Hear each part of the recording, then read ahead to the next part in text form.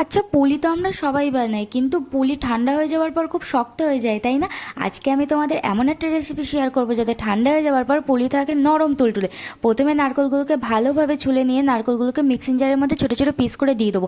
আমার কাছে যেহেতু কুড়ুনিটা ছিল না, ওই জন্য আমি মিক্সিটাই ব্যবহার করছি। তারপরে এদিকে গরম জল করে গরম জলের মধ্যে নুন আর 2 চামচ রেপসির তেল দিয়ে দেবো, ব্যাস। তারপরে জাদুটা দেখো। তারপরে এখানে নারকেলের পুরটা তৈরি করে নেওয়ার জন্য নারকেলটা কড়াইয়ের মধ্যে দিয়ে, ওই যে কোড়া নারকেলটা তার মধ্যে চিনি দিয়ে একটু ঠান্ডা হতে দেবো। তারপরে এদিকে চালের গুঁড়োটারে মেখে নেবো। ওই যে জলটা এনেছিল, ওই যে জলটা করেছিলাম, ওই জলটার মধ্যে দিয়ে চালের গুঁড়োটারে ভালো করে মেখে দেবো।